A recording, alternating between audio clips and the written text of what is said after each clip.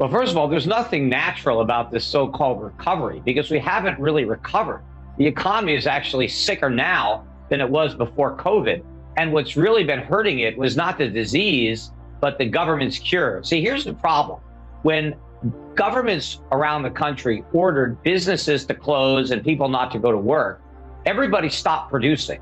So if you are helping to produce goods, you're not producing the goods. If you're performing services, you stop performing those services. Now, if people aren't productive, well, they need to reduce their consumption because you can't consume stuff that's not produced. But the government didn't want people to stop spending, even though it ordered them to stop working. So what happened was the Federal Reserve just printed up all this money and gave it to businesses, for the PPP program, gave it to workers and extended unemployment benefits, sent out all the stimulus money. So you have an economy where we're producing less, but everybody wants to spend more. That's not economic growth. That's massive inflation. And what we're seeing now is the byproduct of everybody spending all this money that we just printed. And that's what's boosting the GDP. But this is not a real economy. Our trade deficits are exploding. We've never seen merchandise trade deficits this high. What we've done is we substituted real economic growth, real goods production for money printing. And we're about to pay the price in terms of an enormous increase in the cost of goods and services. It's going to be like the 1970s, only a much worse economy and much higher inflation. I've been saying it's an inflationary depression, not just stagflation. Well, actually, all this government spending is inhibiting an actual recovery from taking place, because whenever the government spends money, it has to deprive the free market of those resources, right? It's not the taxation that's the problem. It is the spending.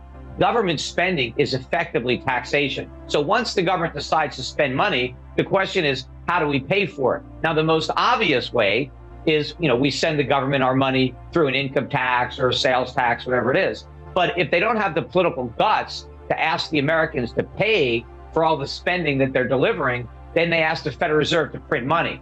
But that doesn't mean we get the government for free. It just means the government is robbing us of the purchasing power of our money. And that's what's happening. The government is creating money, putting it in the economy, giving it to people to spend. These people are bidding up prices. And that's what's driving the GDP. It's higher prices and more spending as we are producing less, right? That's why you see this enormous trade deficits. There is a widespread shortage of stuff.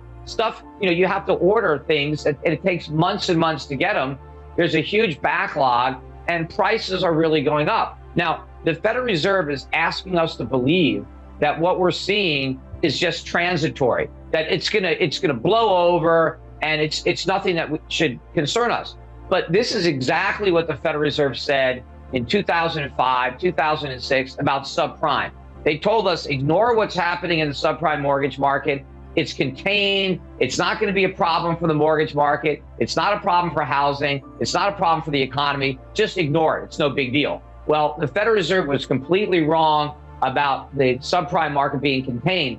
They're now just as wrong, if not more so, about inflation being transitory. We are at the beginning of a huge escalation in the cost of living, and they are throwing gasoline on the fire right now by continuing to spend more money paid for by the printing press. Even though they're talking about raising taxes on the rich, the amount of revenue that those higher taxes are actually going to raise is going to pale in comparison to the money that they want to spend.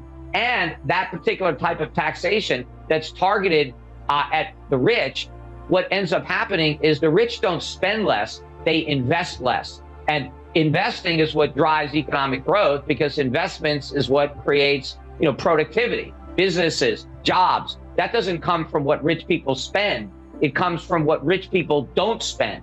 But if the government takes that money, instead, it depresses the economy. So we're going to depress the economy at the same time we're printing up a bunch of money.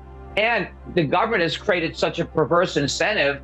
You have so many Americans that have left the workforce. They have no desire to return to their jobs because the government has given them a better deal. It is more lucrative not to work than to go and get a job. And of course, it's far more enjoyable to have a vacation and get paid more than you would get if you returned to work. So the government is paying people not to produce and then giving them money to buy the stuff that they didn't produce. This is going to be an inflationary apocalypse.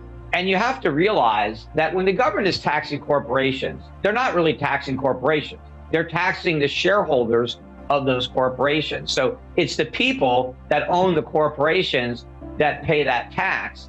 Then they pay a tax again when they collect a dividend or they get a capital gain. So if we are going to raise both the corporate tax and the tax on dividends and capital gains that people receive after they've already paid the corporate tax, the percentage of total income that is being confiscated by the US government will be well in excess of 50%. I mean, you're talking about levels that are confiscatory, and now the government wants to take even more. People are going to spend more time avoiding income than generating income. And it's the activity to generate income that drives the economic train. Because if I want to produce income, I have to provide consumers with goods and services that improve their lives, and I have to employ other people to help me do that. So the minute the government, stamps out the desire to make more money because the government is taking so much of what's being produced, all that economic activity goes away. And even though they keep saying, hey, these tax increases are targeted at the rich, so if you make less than $400,000, you don't have to worry about it. Well, maybe you end up losing your job because the person who is going to employ you no longer has the desire or the capital to provide you with a job. And then what's going to happen is you're going to see the dollar really start to fall on foreign exchange markets. And that's when the inflation chickens are really going to come home to roost in a way that it's impossible for the government to ignore the reality or just point to a doctored CPI and try to say, oh, prices aren't going up. And then this is going to become a real problem, because I think the next real recession is going to be triggered by inflation. As the costs go up so much, businesses start firing people because they need to stay in business. And consumers, even though they're spending a lot of money, they're spending it on food.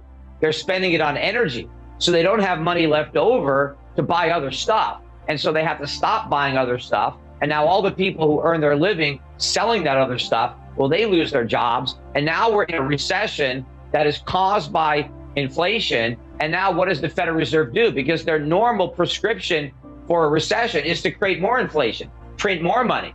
But if you have an inflation problem, how do you pour gasoline on that problem? By creating even more inflation. You can't. So the Fed is in a box that they can't get out. We got to remember that inflation, by definition, is the expansion of the money supply, right? That is literally what is being inflated, because prices don't expand. Prices go up, prices go down. It's money supply that can expand and contract. At some point, they added to the definition an expansion of the money supply that results in a rise in prices. But the rise in prices was a result of inflation. It wasn't the inflation itself. So we had a lot of inflation. Commodities are just starting a new bull market. The dollar is starting a new bear market. And the size of today's deficits dwarf. I mean, we were running at most $1 trillion deficit at the peak, maybe 1.1, 1.2.